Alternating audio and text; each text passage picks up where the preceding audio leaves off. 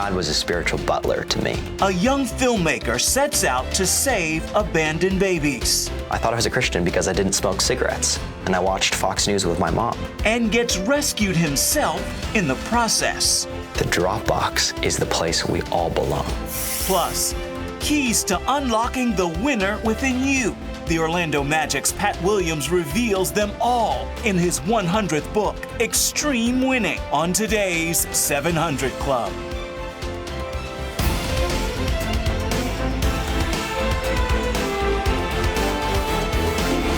Well, welcome, folks. We've got some shockers for you today.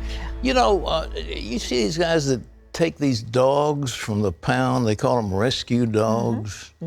A guy in Jackson, Tennessee, got a rescue Rottweiler. Ooh. And he'd only been in that shelter for 5 days. They hadn't tested him. They hadn't done blood work on him. They hadn't done anything on him. So the guy takes him home. He's a Rottweiler. Guess what? Did he bite somebody? Killed him. He didn't bite him. He killed him. Man's dead. The man who took him out of the rescue place? 56-year-old man dead because the Rottweiler killed him.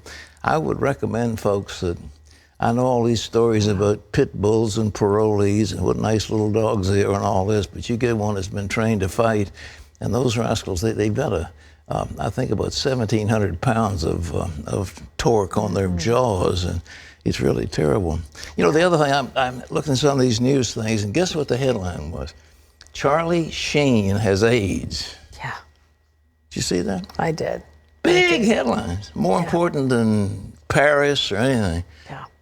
Well, and actually, I mean, you know, Charlie's been in the news so much over past years, and not usually positively. Who knows? Maybe this may be the time he'll come to the Lord. Well, okay. Well, even in the face of the murderous attacks in Paris, President Obama still says his strategy is working.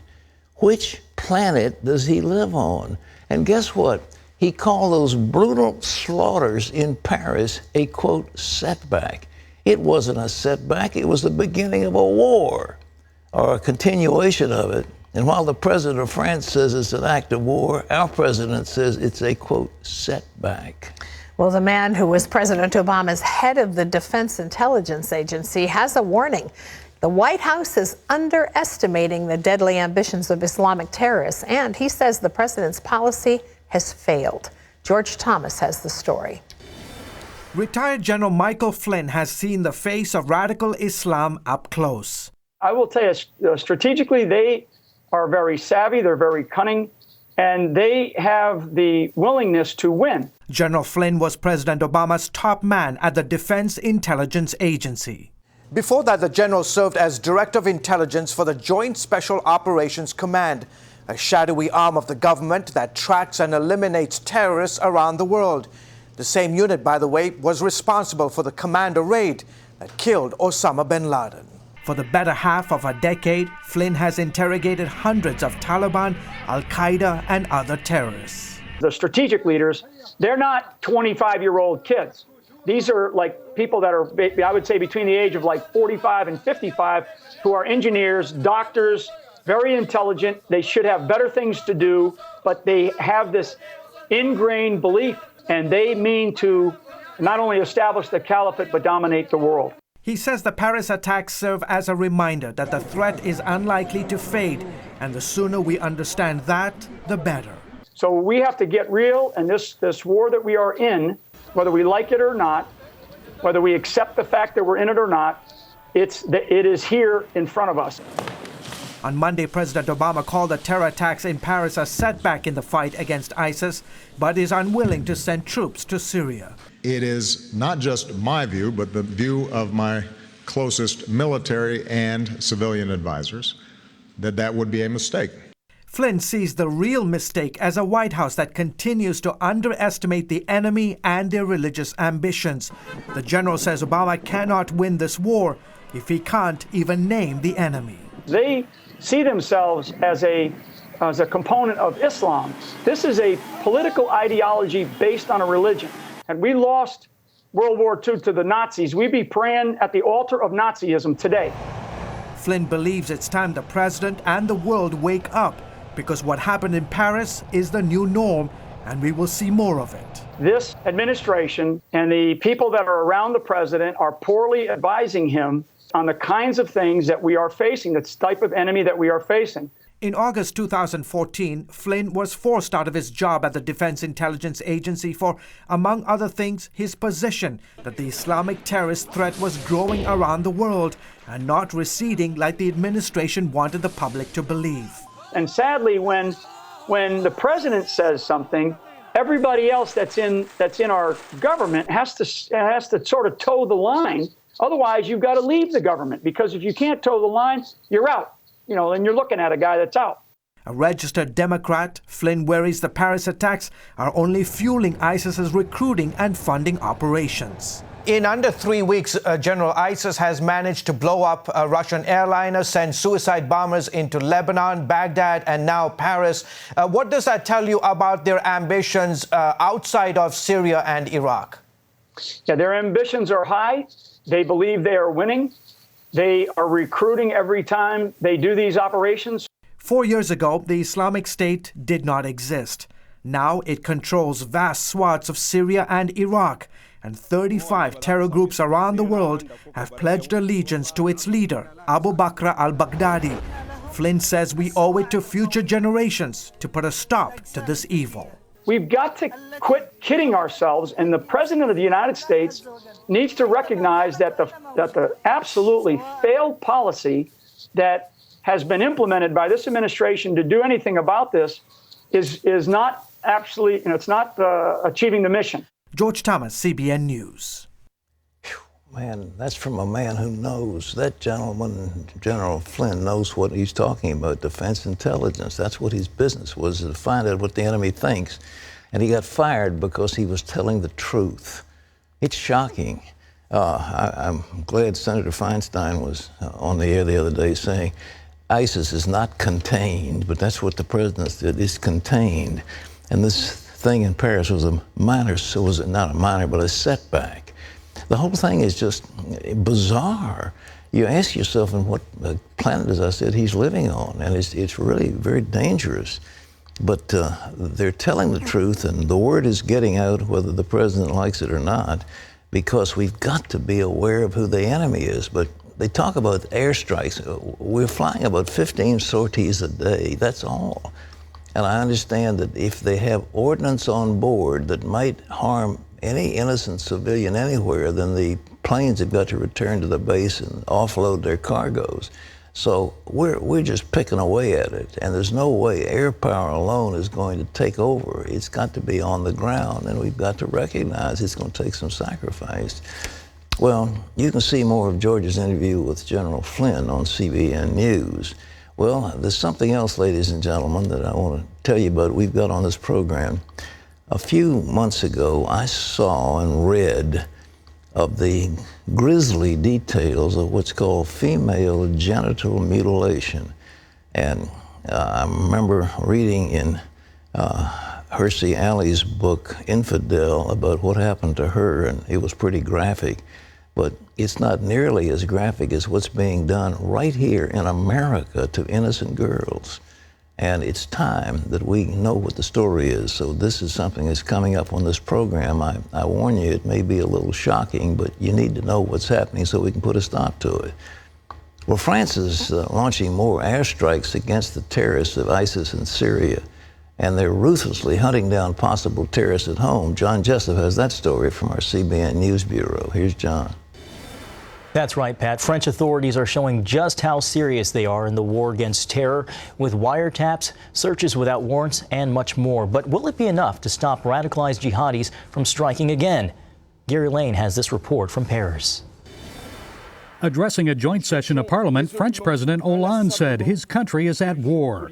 He's extending a state of emergency for another 3 months and pledges to continue the nationwide crackdown on Islamic sleeper cells, like the one responsible for last Friday's horrific attack in Paris. He also wants to strip citizenship from any Frenchman involved in terrorism, so-called homegrown terrorists. The Eiffel Tower is lit once again, this time in the French tricolors. That wasn't the case over the weekend. For 3 nights it went dark, almost a depiction of the darkness that had descended on the City of Light. Parisians are struggling to return to normal, and they can't help wondering if their government has a long-term strategy to defeat Islamic terrorism once and for all. This Parisian told us he's concerned about how the sweeping security crackdown may affect innocent citizens. What I fear is the consequences of all that on our lifestyle, on the way safety will be enforced in our country, in our countries. For now, it means warrantless searches and wiretaps for suspected terrorists, and perhaps more police on the streets and routine security checks. Meanwhile, in Syria Sunday night, France dropped 20 bombs on the ISIS capital of Raqqa. While the French termed it a massive response, some military experts say that alone will not deter the Islamic State from continuing its holy war against the West. CBN News told you late last summer that ISIS warned it had sent 4,000 jihadists to infiltrate the ranks of the thousands of migrants that poured into Europe each day. This Muslim migrant in Sweden feared the Swedes weren't doing enough to protect the country from potential terrorists. Before letting them settle here, the Swedish government should check Facebook and use other means to determine if these refugees were fighters in Syria or Iraq. One likely result of this terrorist attack is that some European borders may remain closed, especially to the masses of Middle Eastern migrants that are sweeping in. But for France, a country with a large and easily radicalized youthful Muslim population, the latest measures may be too little, too late. Gary Lane, CBN News, Paris. Thanks, Gary. Russia's Federal Security Service is offering a $50 million reward for information leading to the arrest of those behind the downing of a Russian jetliner over Egypt. President Vladimir Putin vows to hunt them down after Russian security leaders confirmed that a homemade bomb placed on board caused the plane to break up in the air. All 224 passenger and crew were killed. Well, more than half of the country's governors say they don't want Syrian refugees in their states. That's after a Syrian passport was found near the body of one of the Paris attackers. The Obama administration plans to admit 10,000 Syrian refugees next year, and the federal government, not the states, will have the final word on the immigration issue. Almost all of the objecting governors are Republicans, including John Kasich of Ohio. And a reminder, Pat will be interviewing Governor Kasich tomorrow at Regent University. You can see highlights of that conversation on Thursday's 700 Club. And Friday, Kentucky Senator Rand Paul will be on the 700 Club as part of our series of interviews with the presidential candidates. And Pat, I know you're looking forward to your interview with Governor Kasich. He's a super guy. He's been a friend of mine for years and years. His mother used to tell him to watch the 700 Club, so the guy has been appropriately vetted. He had to watch this program whether he wanted to or not. So he's a good friend. I'm sure the success he's had in Ohio is because of watching this show. Surely that's it. Well, okay. Coming up on a more serious note, a barbaric practice that affects 500,000 girls and women, not in some remote place on the other side of the globe, but right here in the United States. I don't even think there's a word on earth that I can describe it with. It's cruel, gruesome. No one on earth, I wouldn't even wish it on my enemy. That's how gruesome it is. Stay tuned for this shocking revelation. Viewer discretion is advised.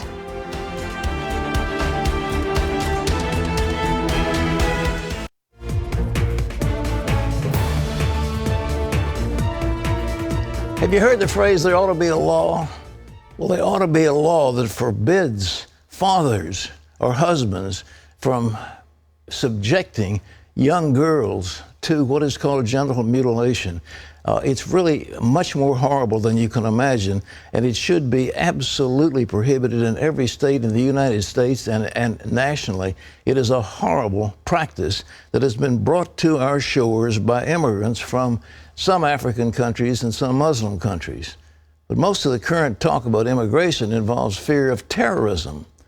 But this horrifying practice from countries controlled by Muslims has already invaded our country, and it's known, again, by the term female genital mutilation. And our health reporter, Laurie Johnson, brings us this shocking story. And once again, we warn you that this story contains some very graphic content, and it's not suitable for children.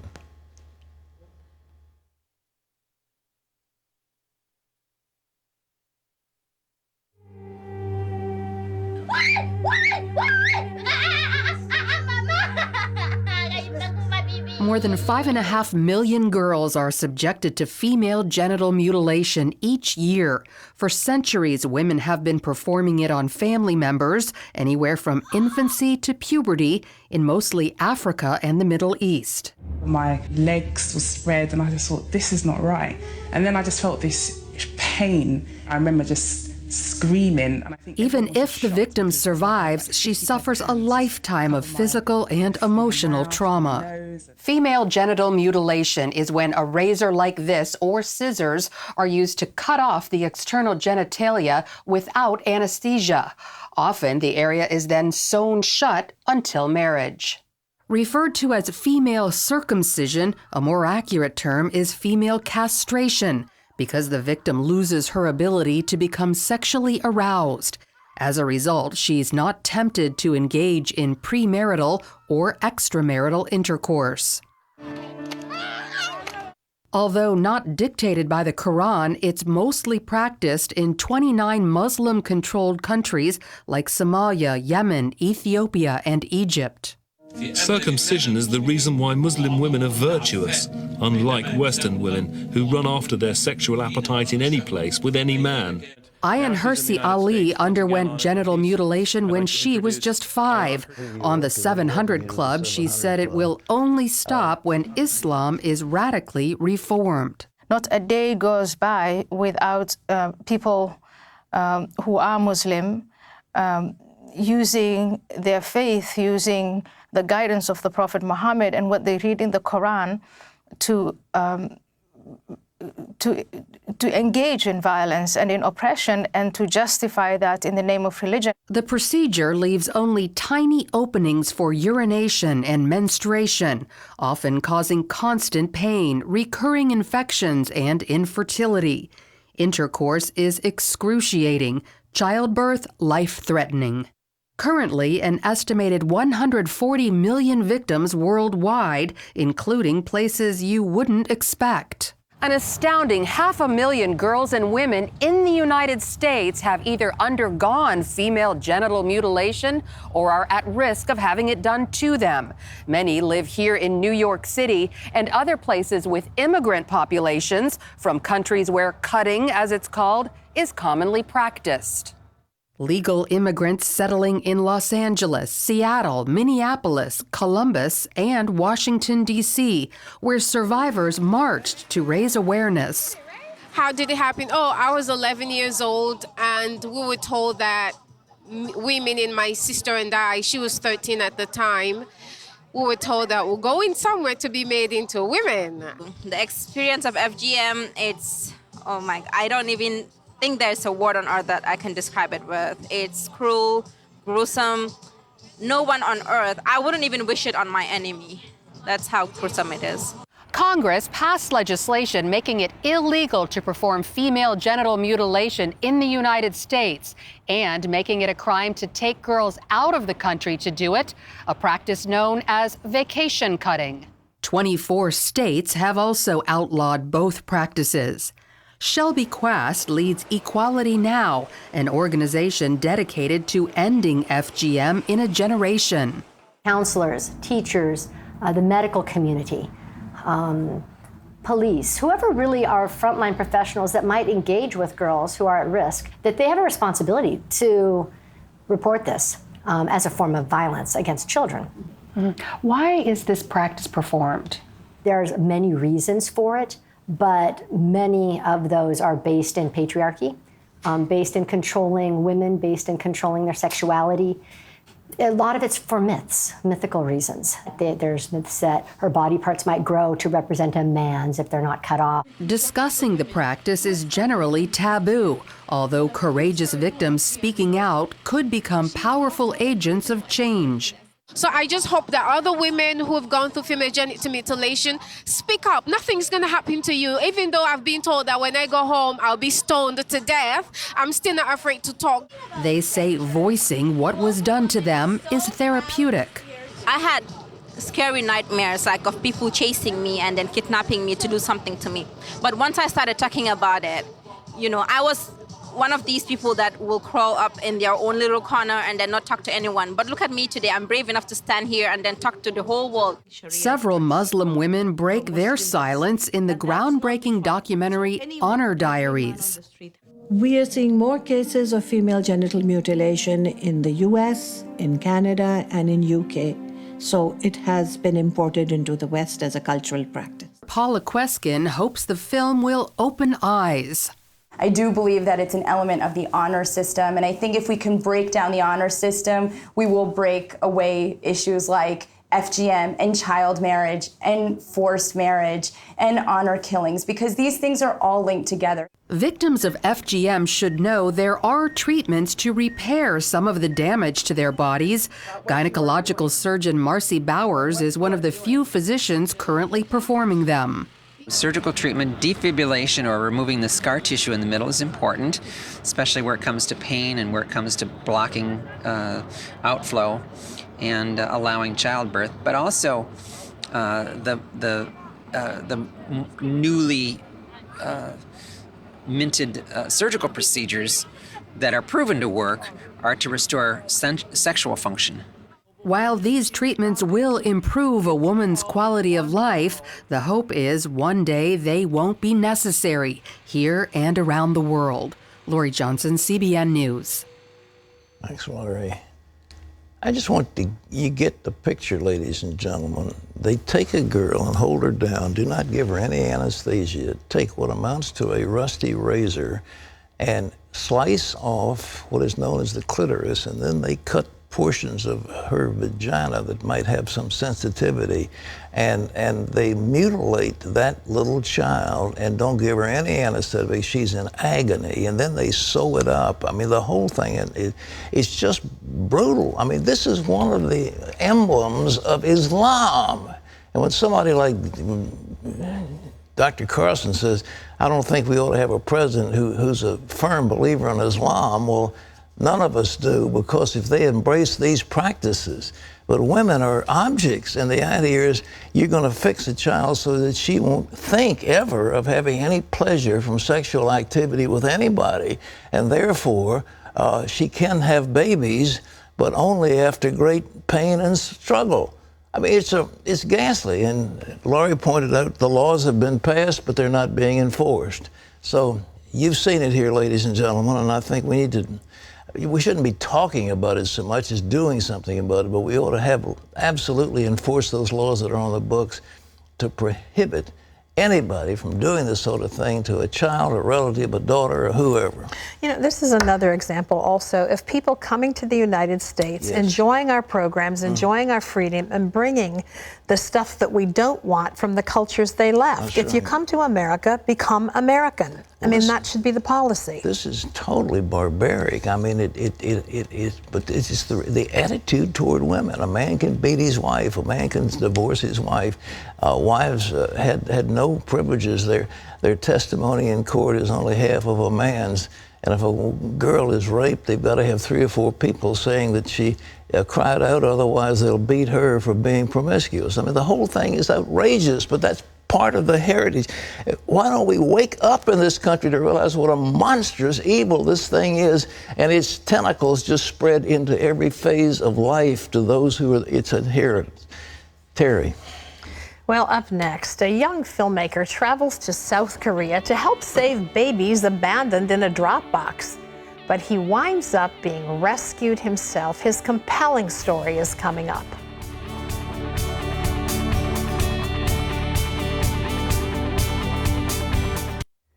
That kind of help is going out to people around the world every day from CBN because of CBN partners, people just like you who join the 700 Club.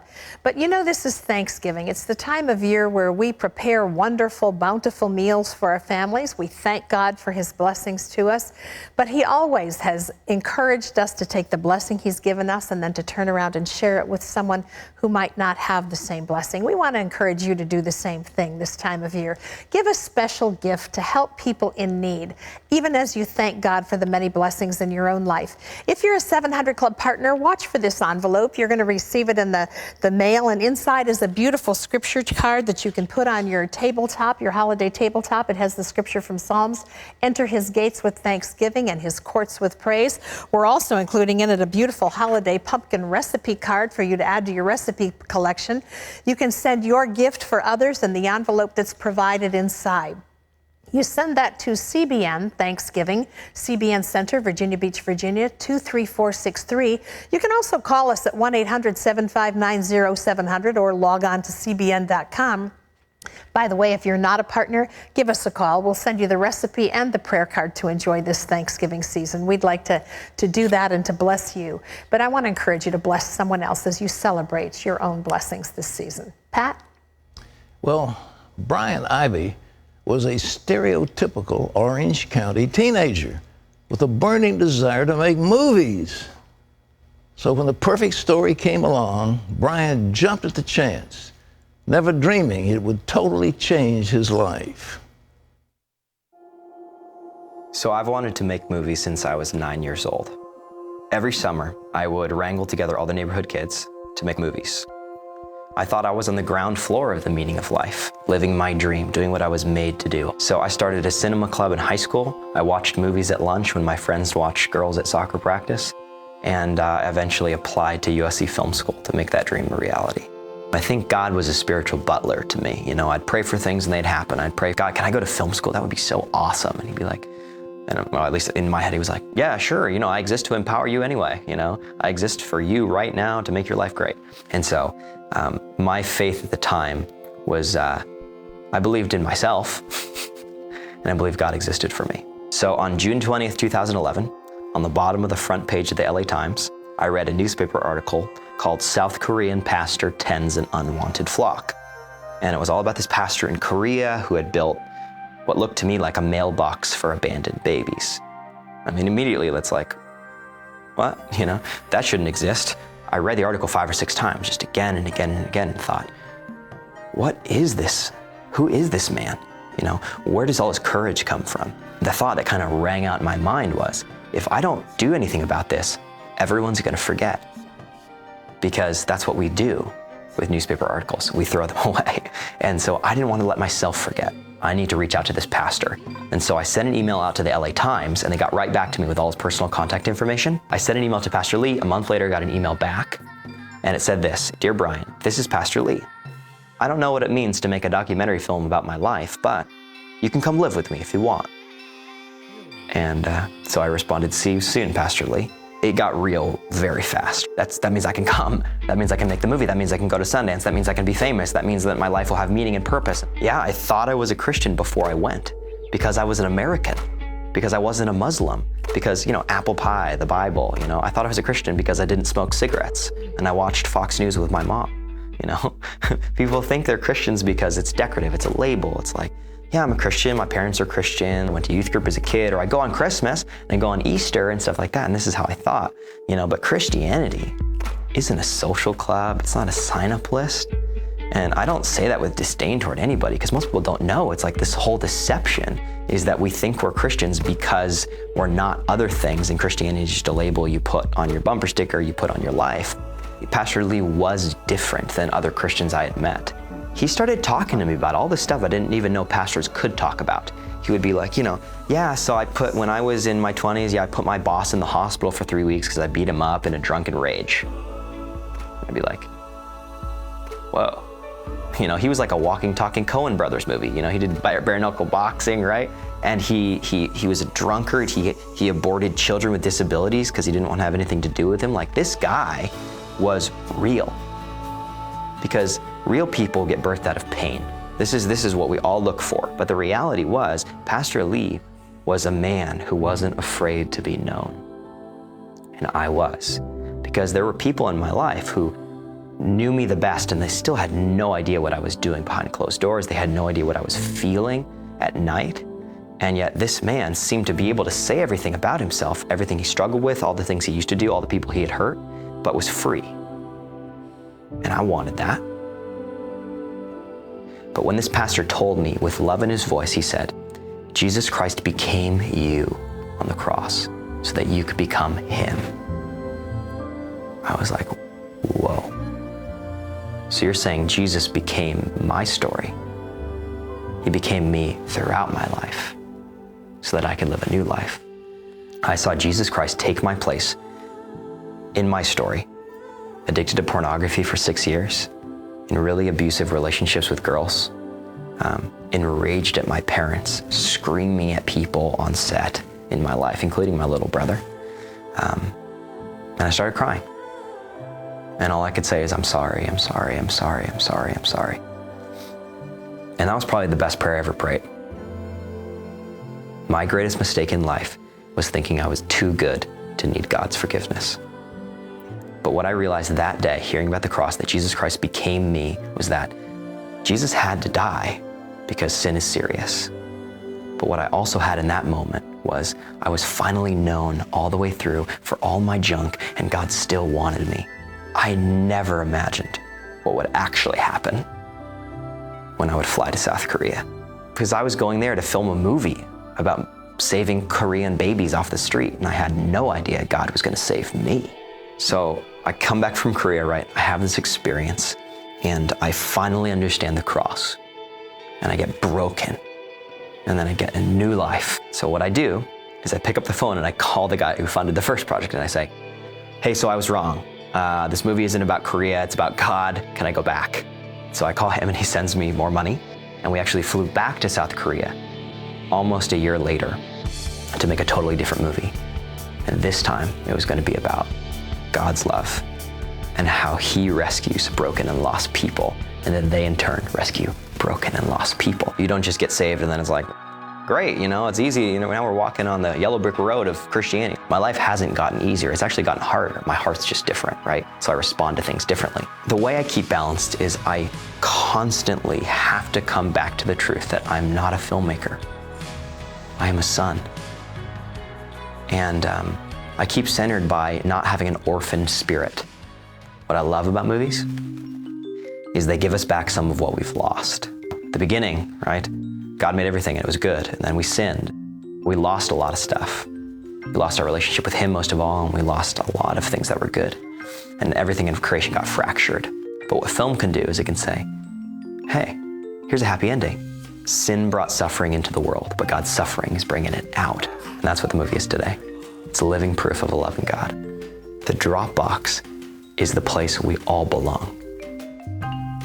It's where we find ourselves bound up in the dark, totally helpless, and then pulled out through the laundry room by a father into the light. What a story. Sin brought suffering into the world, and suffering is going to get sin out. The suffering of Jesus Christ. Brian gets it, doesn't he? He gets it. And for you all, it's the same thing for all of us. My sin nailed Jesus Christ to the cross. It wasn't somebody else's sin. It wasn't Caligula. It wasn't Stalin. It wasn't Hitler. It was me. My sin did it. And he paid the price for my sin. And he suffered that I might live forever. And that's what the whole plan, that's why the gospel is called good news. That's what good news is. The good news is that your sins are forgiven and you can have a place among the family of God. Brian had to go to Korea to find that. You don't have to go to Korea to find it. You can find it right in the living room of your home or in a hotel or restaurant or wherever you happen to be. Wherever you are, Jesus Christ is alive and he suffered for you. But he broke the power of sin and he rose from the dead and he lives forevermore. And he's coming again. If you want him, behold, I stand at the door and knock, he said. If any man, any woman would hear my voice and open the door, I'll come in and I'll sup with him and he with me. You want it? You want the power of God? Pray with me. These words, Jesus. Pray with me. Jesus, My sin put you on the cross. My sin drove in the nails. My sin cost you your life. And your sacrifice cleanses me from my sin. So I take you, Lord, as my Savior, and I receive you as Lord of my life. From this moment on, Jesus, I'm yours. Thank you. Thank you. Thank you. If you prayed with me just then, I want to give you something. You don't want anything, you don't have to do anything except call in. I want you to call, though, and say, look, I prayed with Pat. I gave my heart to the Lord. And I have in here a little compact disc. It's 73 minutes of very important teaching about what you've just done. I'll give this to you free. All you have to do is just call 1-800-759-0700 and give us the wonderful news that the price for your sin has now been paid by the death and suffering of a gracious Savior. The number is toll-free, 1-800-759-0700. It won't cost you anything, no financial obligation. Just pick up the phone and call. Somebody's here who loves you. Terry? Well, still ahead, the Orlando Magic's Pat Williams joins us. He's going to tell what it takes to be an extreme winner. Plus, he'll talk about his personal victory over cancer. That's all coming up, and you don't want to miss it.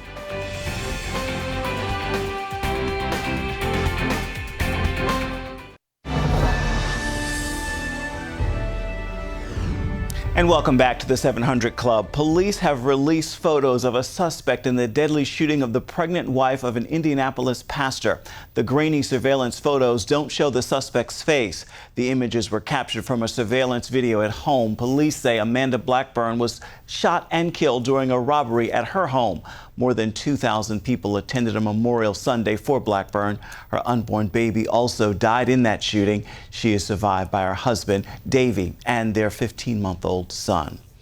Bacteria are growing increasingly resistant to antibiotic drugs, and the World Health Organization is warning that could become a serious health problem. Bacteria can adapt to the drugs and mutate to survive them. That has led to superbugs that can't be stopped by drugs, as in the past. Remember, you can always get the latest from CBN News by going to our website at cbnnews.com. Pat and Terry are back with more of the 700 Club. It's coming up right after this.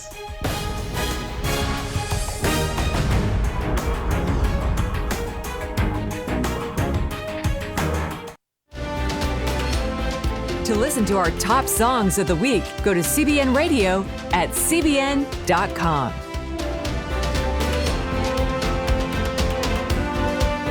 Pat Williams has been around winners all his life, and now in his, get this, 100th book. I mean, who even does that?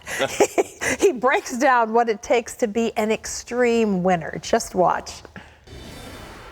Pat Williams has been in professional sports for over 50 years. While most know him as an NBA executive for the Orlando Magic, he actually got his start in baseball as a player in the minor leagues.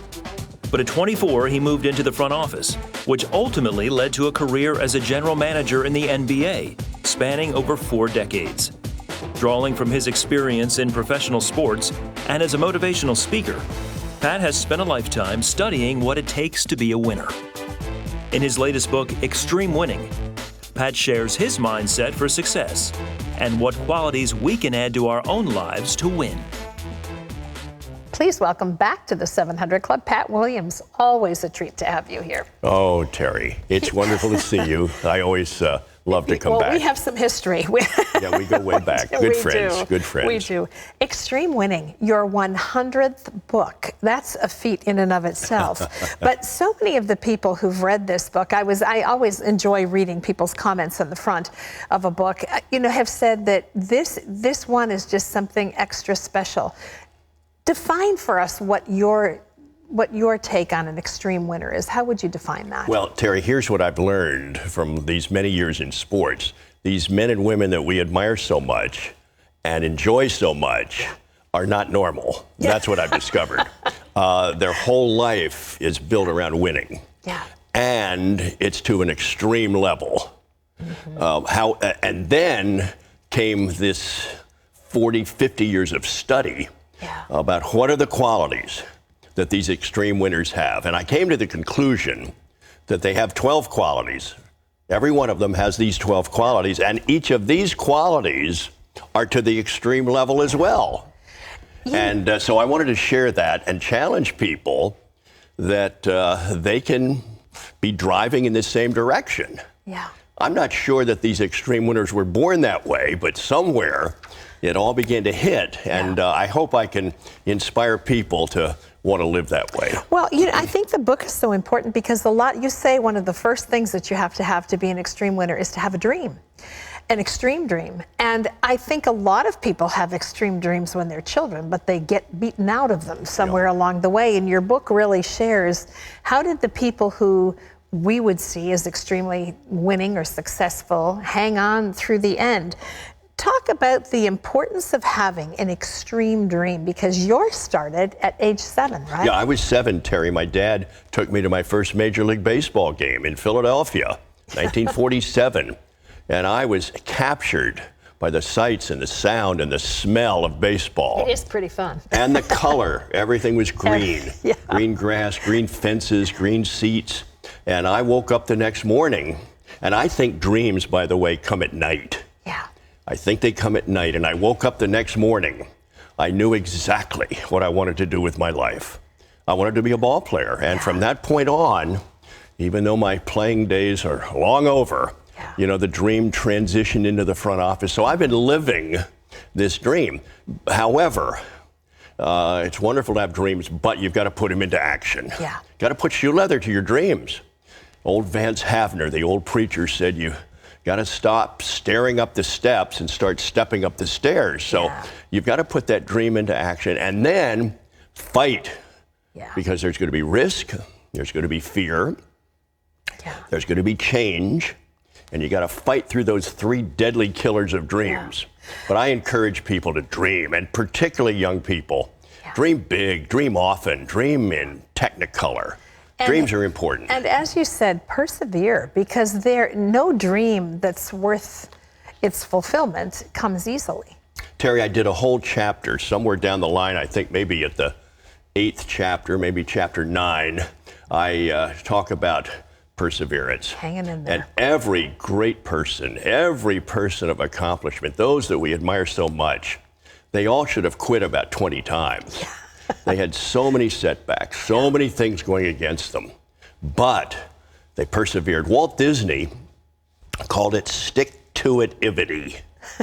It's not a real word. That sounds like a Disney but word. Isn't that That's a wonderful Walt word. Stick-to-it-ivity. That's Disneyese for hanging in there. You talk about, and I love the things, because you share about him several times in the book, Thomas Edison, and how many times he failed at what he was trying to do, but he didn't see it as failure. He saw it as one more learning experience about what doesn't create light. Maybe the best lesson I ever got in life came from Dr. Warren Wiersbe, who was my pastor at Moody Church in Chicago when I was there. And during a tough period in my life, I went to Dr. Wiersbe, told him about it, and here's what he said to me. He said, "Don't waste your sufferings," said Dr. Wiersbe. That's not what I wanted to hear that day. But what he was saying was, through these tough times, you're going to learn. Through these difficult periods, you're going to gain a lot of wisdom.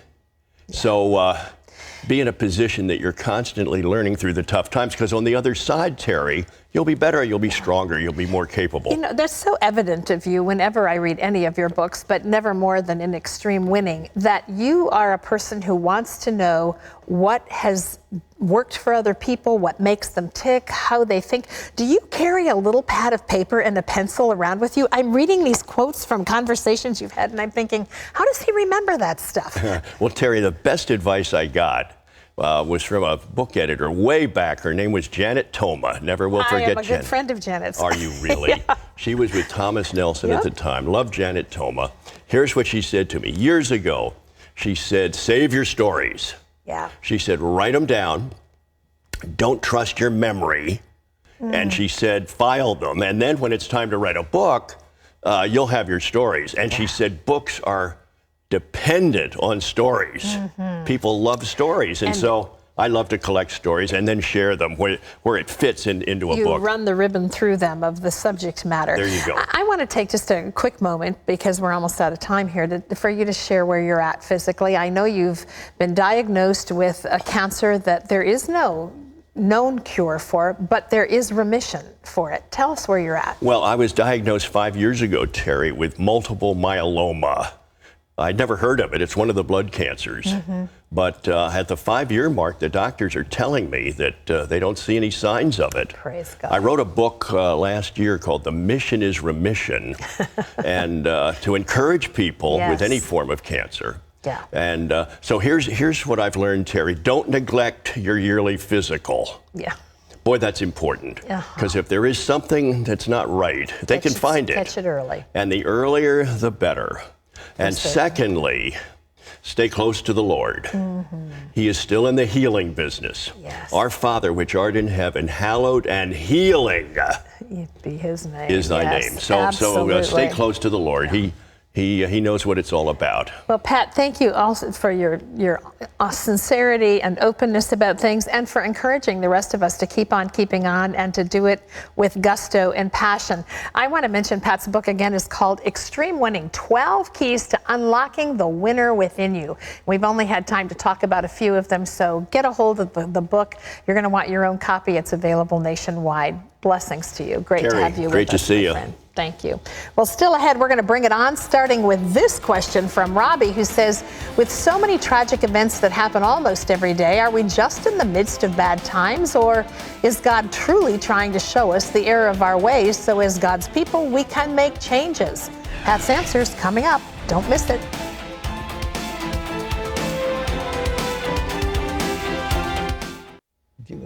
Christmas is, believe this or not, just 5 weeks away. But I've got a great idea for you right here. Now your child can recreate the Superbook adventure stories, because we have Superbook toys, and you can collect all 8 characters, including David, Goliath, even Retro Gizmo. Each one of these toys is $6.99. You can save 20% if you'd like by getting all 8 for just $44.49. And we're going to throw in a couple of extra bonus DVDs when you get the whole set if you'd like. So just call that number you see on your screen. It's 1-800-579-4921, or you can log on to cbn.com/superbookstore. But what a fun thing to stick in a stocking, especially for your young ones that are enjoying the Superbook series. You know, we waste so much money with those stupid toys. They break them after an hour or two, and they don't ever look at them. These will be They're living. collectibles, yes. Collectible for year after year after year. Yeah. And pass them on to their children. Total fun. Total fun. Time to bring it on. You ready? I guess. Let me know. Okay.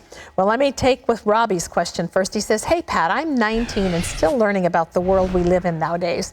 I try to study my Bible every night and want to know your opinion on the end of days. It seems there's so much hate and greed and sin in this world, and all these events seem to point to the signs of the end.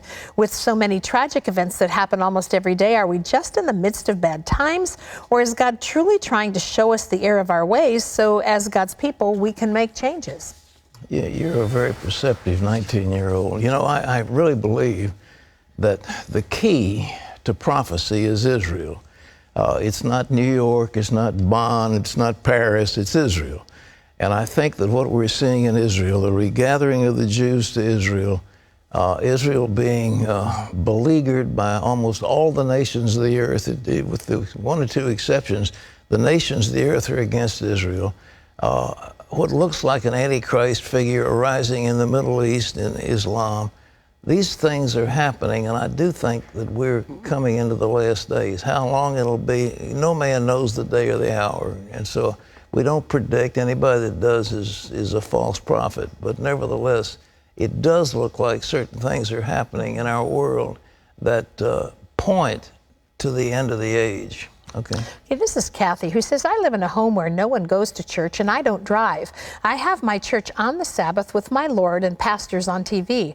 I've been sending my tithes to Christian television ministries, ones that preach God to the world, and my offerings to the poor and helpless. I pray about this. I feel the Holy Spirit in my little room. In your opinion, do you believe this is all right with God's commandment? Well, it is. The commandment we have is don't forsake the assembling of yourselves together, but in your case, it's physically impossible. So you're doing exactly the right thing. You're worshiping God. You're giving to the poor and the needy and to God's work. The Lord is pleased. All right? Here's a quick one. Carol says, I'd like to know where our nominees for president stand on issues. Is there a website that would tell me that?